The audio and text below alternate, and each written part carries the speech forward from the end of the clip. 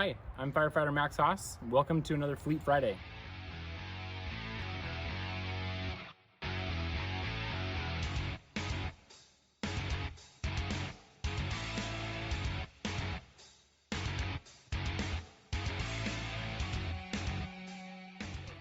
I'm the A-Shift rover here at Station 58, and today on Fleet Friday we're going to be going over Rescue 58, some of the tools and tricks that we've got on here, and what we might use it for on a call. So Rescue 58, we respond on a local level and on a county-wide regional level. We cover rope, confined space, trench rescue, water rescue, structural collapses, as well as heavy machinery extrication.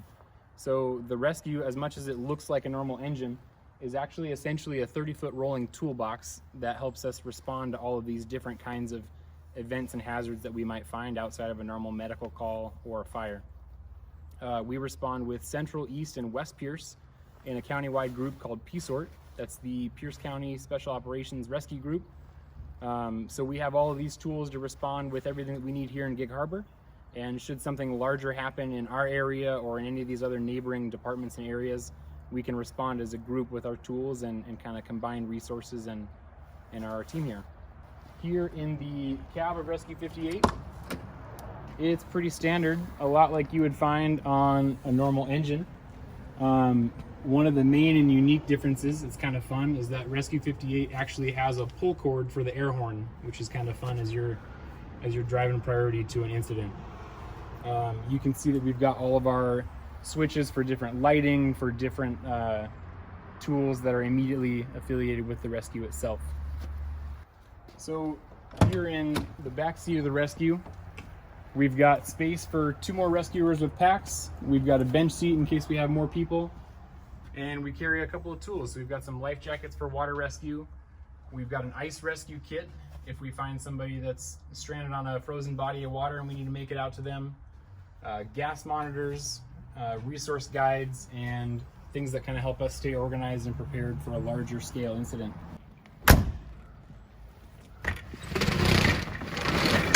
So here in the driver's side front compartment is where we carry a lot of our hand tools. You can see that we've got everything from bolt cutters, crowbars, pickhead axes, multiple sets of irons. We have 2 sets of chainsaws. One is a little bit more geared for cutting wood, and then one has our normal sort of ventilation complement with the Terminator chain there. Below that,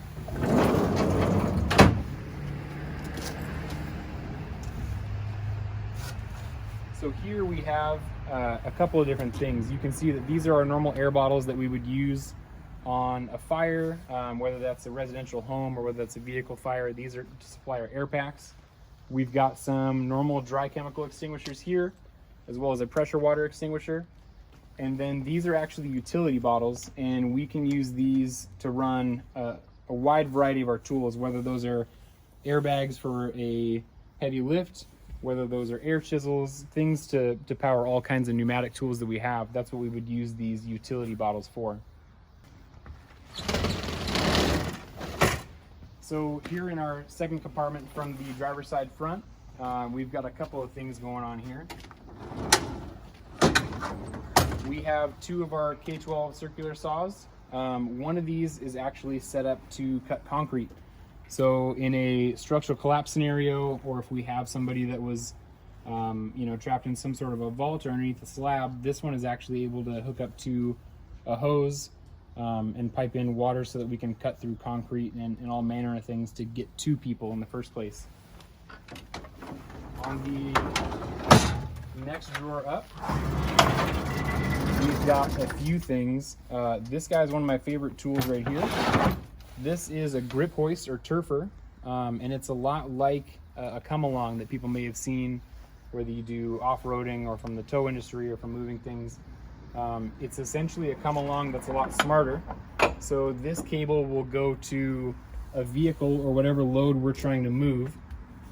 And with this handle here, we are able to move this guy forward and back. So this will pay out more cable or less cable. The only change in going forward and reverse is just switching which handle we actually want to actuate. So whatever magic goes on in here, I'm not entirely sure how it does it, but it does a great job of moving heavy lifts for us.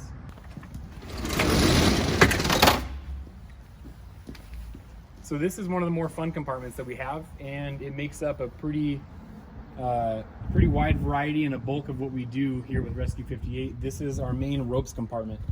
So we have everything from a mainline bag and a belay bag for rope rescues, people and animals that are, off of a cliff or in an area that we can't otherwise get to them, as well as other accessory rope bags. Rope is one of the disciplines that we do that seems to intersect with a lot of other things that we do at the rescue. So while the bulk of these compartments may be focused on getting somebody out of something that they might otherwise be trapped with, rope is how we're actually going to physically move somebody, whether that's off of an embankment, down in a well, or any number of things that you could think of or imagine.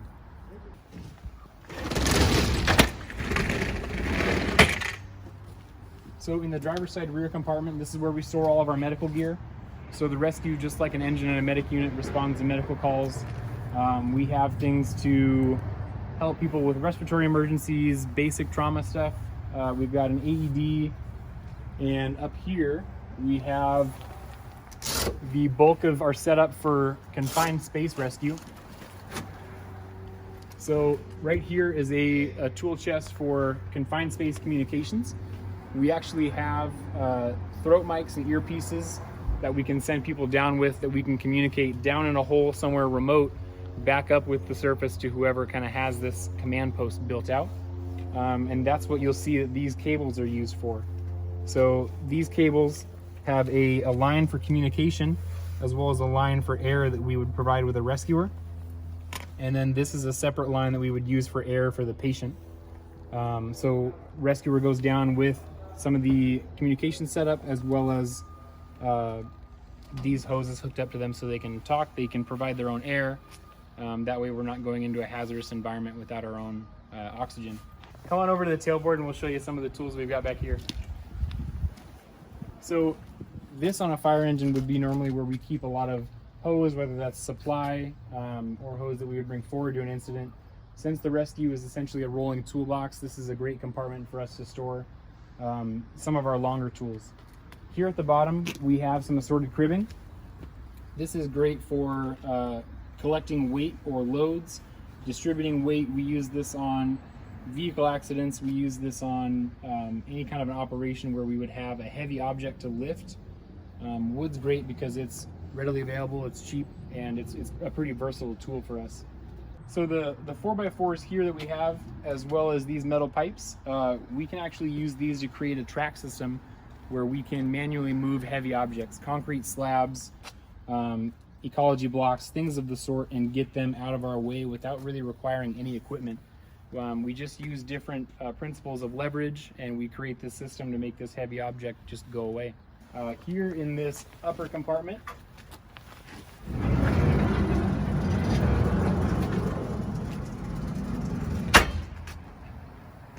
so you'll note on the underside, we have your standard New York hook and your trash hook that you'll see on fire engines. We have pry bars, like we mentioned earlier with the roller systems to move some objects. We have breaker bars here and a couple of high lift jacks. All of these tools are a great complement in helping move heavy objects and loads like that. Here up top, we get some pretty cool tools for patient packaging. This is what's called a Stokes litter. It's kind of like a backboard, but it's got a lot of rated points for us to utilize our rope systems. So we would package a patient on one of these. We've got a face shield for them to protect them from any falling debris. And we would set up a rope system to either, pull them up a cliffside, out of a well or a confined space. It's a pretty versatile tool for patient packaging. And then next to the Stokes litter, we actually have the Stokes wheel. This allows us to hook to the middle of the Stokes litter and give us a single point from which we can wheel a patient. Lastly, you'll note under here that we have stand-up paddle and kayak paddles as kind of our new adaptation for our water rescue program. These are going to be great. We use these for a more shore-based type of water rescue now. We no longer operate the jet skis that we have formerly operated for our water rescue program. We will deploy 2 paddle boards for a shore-based rescue, and this is where we keep the paddle complement here. Hi, my name is Pete Kucher. I'm stationed here at 58. I've been with GHFMO Fire Medic 1 for almost 15 years now, and I've been on the tech rescue team for 8 or 9. I'm here to show you up above and the officer side and then around the front. So to get up there, we have to deploy the ladder here. Here's the officer side. Like so.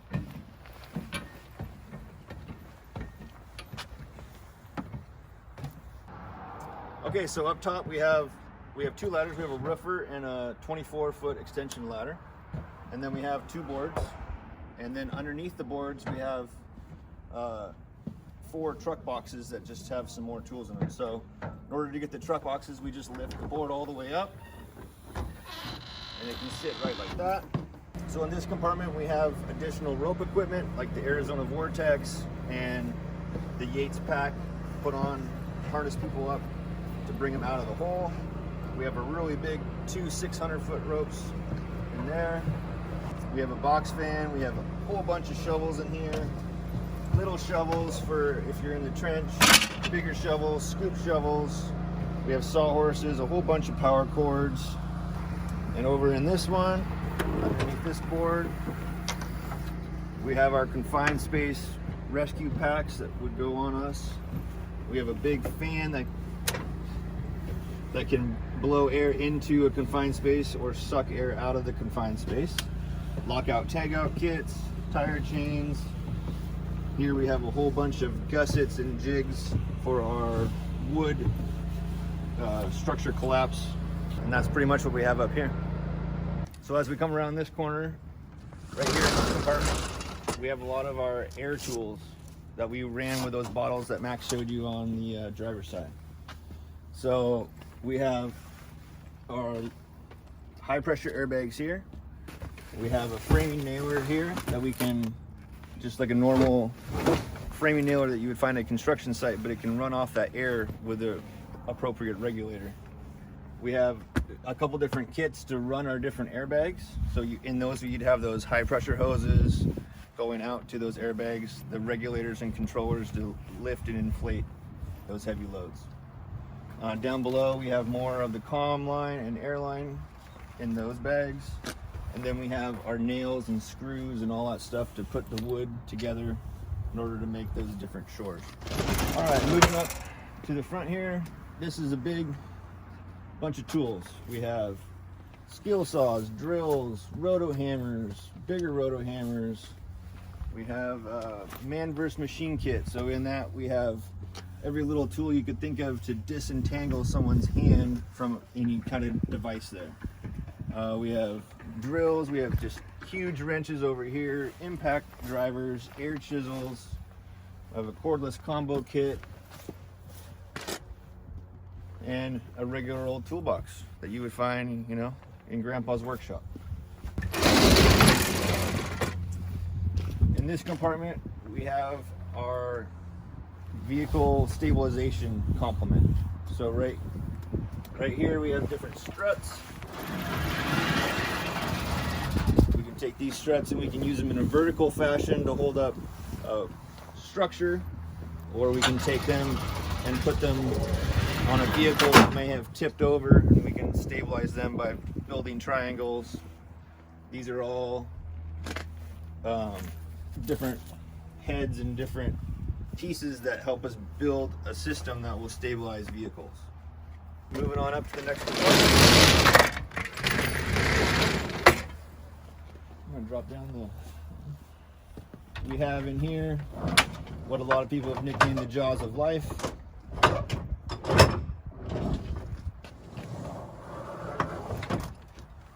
So we have our extrication tools is what we call them. They are hydraulic tools that run off of the power plant that was just below. We have a massive pair of scissors here, or we call them the cutters.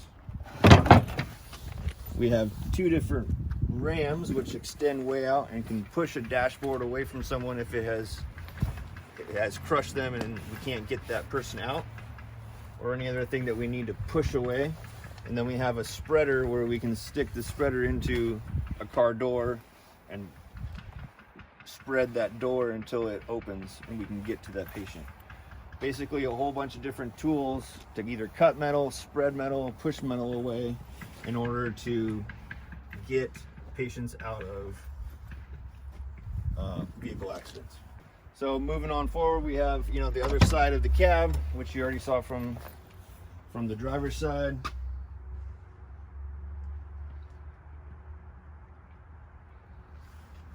And then the spot where the officer would sit, or the lieutenant, he's got the computer there, help us get to the call, get a little bit of information from our dispatch or fire comm there. And then moving up to the front of the rescue, we have a 9,000-pound winch for maybe a car over the embankment. We can use this winch to go down and stabilize that car from going farther down the embankment, or if we needed to do a small pull, we could do that as well. Thank you for joining us. Hope you enjoyed getting a little tour of Rescue 58. It's a little bit different than some of the other rigs that we have in the fire department.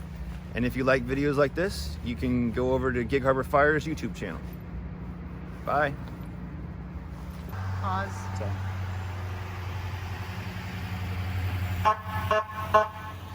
Hold on. What was I supposed to say? Like that.